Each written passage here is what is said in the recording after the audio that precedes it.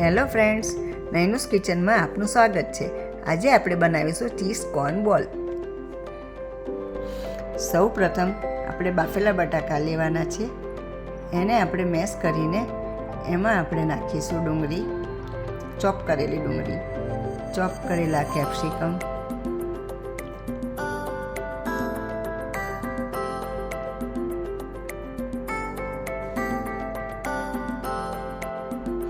Sweet કોર્નને આપણે boil કરીને નાખવાના છે.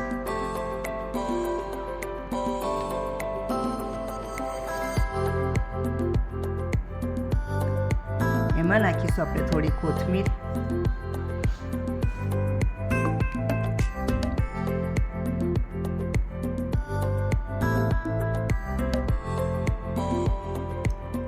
બ્રેડ ક્રમ્સ,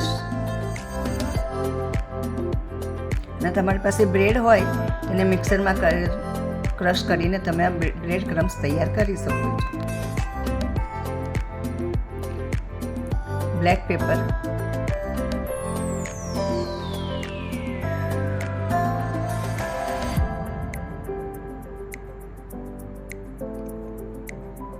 ચીલી ફ્લેક્સ,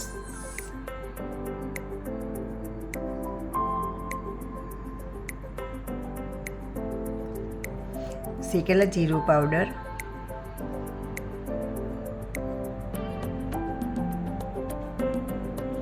આદુ મરચાં લસણની પેસ્ટ,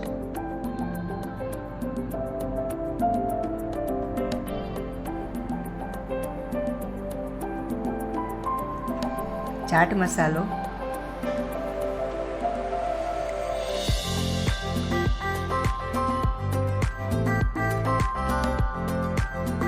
અને સ્વાદ પ્રમાણે મીઠું.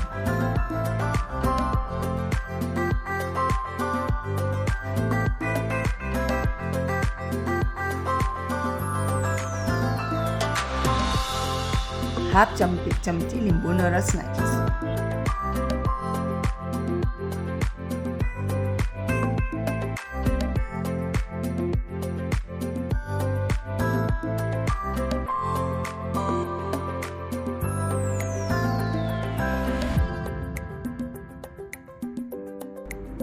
બાઇન્ડિંગ માટે આપણે કોર્નફ્લોર નાખવો પડશે.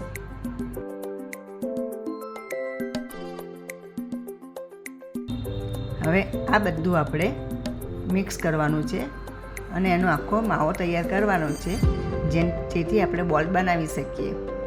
એની અંદર આપણે 3 ક્યુબ ચીઝ નાખવાનું છે છીણીને.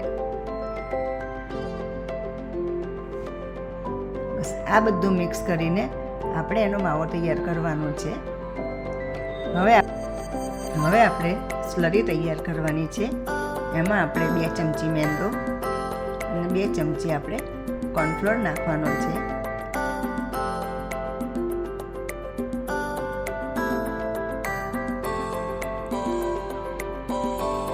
એમાં નાખીશું ચીલી ફ્લેક્સ,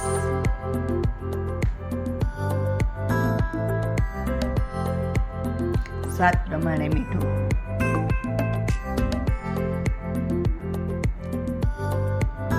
અને થોડું પાણી કરીને સ્લરી તૈયાર કરવાની છે.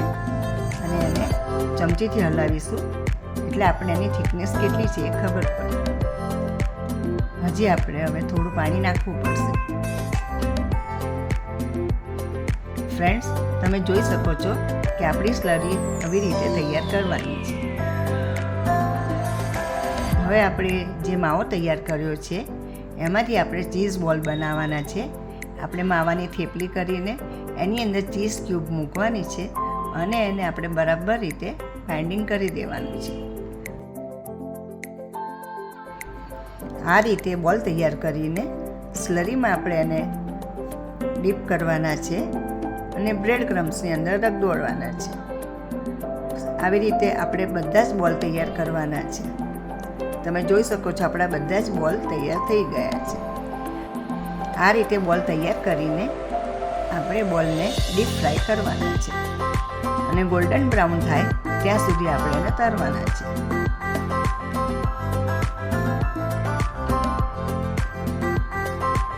તમે જોઈ શકો છો ફ્રેન્ડ્સ કે આપણા બોલ ધીમે ધીમે ગોલ્ડન બ્રાઉન થવા માંડ્યા છે.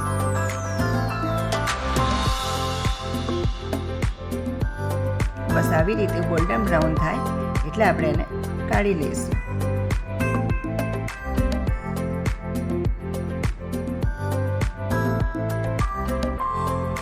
આ રીતે આપણે બોલ તૈયાર કરીને ગાર્નિશિંગ કરીને કેચઅપ સાથે સર્વ કરી શકીશું.